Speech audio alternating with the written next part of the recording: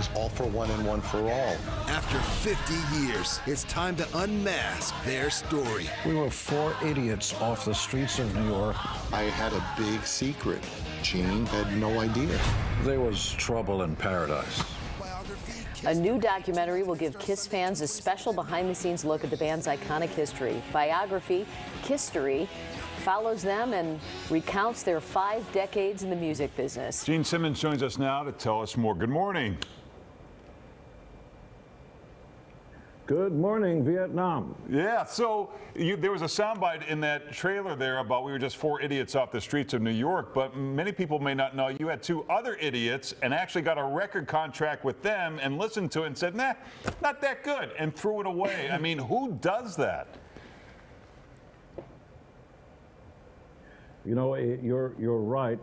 Hindsight's 20/20, I would imagine, and we must have been out of our minds, or we may have known something, because we actually had a record contract with a different lineup and a different group called Wicked Lester with Epic Records. And Paul and I, who really are completely different people, just didn't like the record or the movie. We sounded like the Doobie Brothers meets Three Dog Night. And, you know, they're fine bands, but that's not who we were. And we were more Anglophiles. So we literally walked out of our contract and went back to nothing. Wow. And started again with different guys, brought in Ace and Peter, and found, you know, that sound. Yeah. Seek and you shall find, my people wrote in a book that they gave you called the Bible. And I think a lot of people would be curious to find out the evolution of the makeup and the costumes. It started by you guys being in the club, seeing another band, right? No, that's actually not true.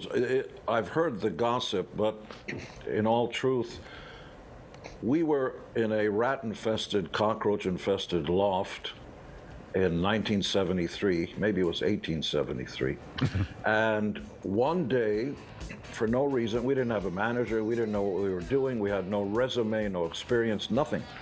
One of us, and I don't recall who, said, hey, let's go downstairs to Woolworths, which was a department store. Let's buy clown makeup and put makeup on our faces because we want to be different than all the other bands. It was as simple as that. And all of a sudden, you know, all of us just said, yeah, that sounds right. So we went downstairs and bought $15 mirrors, which in those days, that was a lot of money, especially since I was making only $200 a week in my job.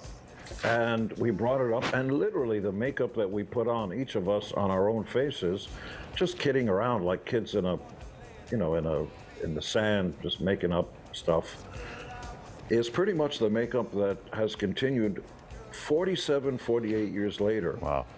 And continues, by the way, to rule the planet. We are the juggernaut of all licensing and merchandising of any music entity ever.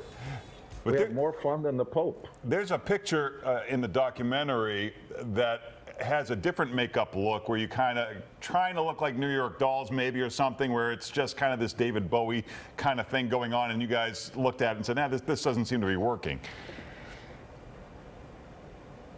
Well, that part is half true. The part where, and it's true, the New York Dolls came about 6 months before us. But that was a group called Wicked Lester, where we were just trying to fool around with different looks because we didn't think ordinary people belonged on stage. Silly us. We thought the stage was a holy place. Electric church, all hail rock and roll. Everybody say, yeah, yeah, the back. So we didn't think ordinary people belonged on stage. So we tried different looks. And the original look just didn't work. You know, right now I'm 6'2", about 240 pounds. Most of us were over 6 feet tall. We just looked like, you know, big guys in drag. So we got rid of that fast.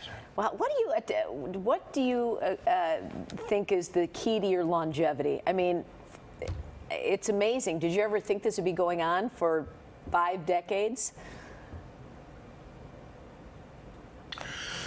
Well, you're asking the wrong guy. I'm delusional, which is a big word like gymnasium. The answer is yes. You know, when you dream, when nobody looks, you dream big, right? Without sort of reservations or no hesitancy, no nothing. You just dream you could fly through the air and do all that stuff. So did I ever imagine myself? Yes, and bigger. And we continue to be bigger. You know, I just flew in from Las Vegas, where we have the Kiss golf course at the Rio Hotel. We have Kiss cruises. Wow. We have Kiss condoms, Kiss caskets. We'll get you coming and we'll get you going. Hey, real quick, Gene, I'm wondering, your mom has a pretty interesting backstory. What did she think about all this when you came home and said, hey, I'm going to be a demon playing a guitar on stage? You know, I made a deal with my dear mother, who I still think about every day, lived to be 93 years of age. Not a day goes by where I don't think of my mom. And we made a deal. Mom, I'm going to join a band. And she goes, okay, do whatever you want to do. No drugs, no alcohol, no cigarettes. Get a good job, make sure you can support yourself, and then do whatever you want. Don't hurt anybody and do whatever you want. And that's a good deal. So I got a job. I was the assistant to the editor of Vogue magazine. I was the right-hand guy to the director of a government-funded research and demonstration project. I did all kinds of stuff, and I taught 6th grade, as a matter of fact, in Spanish Harlem.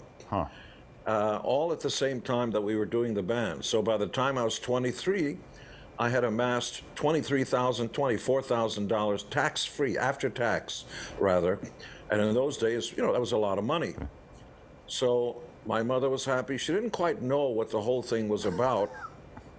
In fact, I'll tell you a funny story. I showed my mother the first really big check, multi-million dollars. In those days, it was checks. And I showed it to my mom with lots of zeros and all that. And this was about 1975. Maybe it was 1875. And she didn't understand. My mother was from Hungary. She just couldn't understand what all that money was about and who paid me and what were my work hours and where did I work. She just couldn't understand it.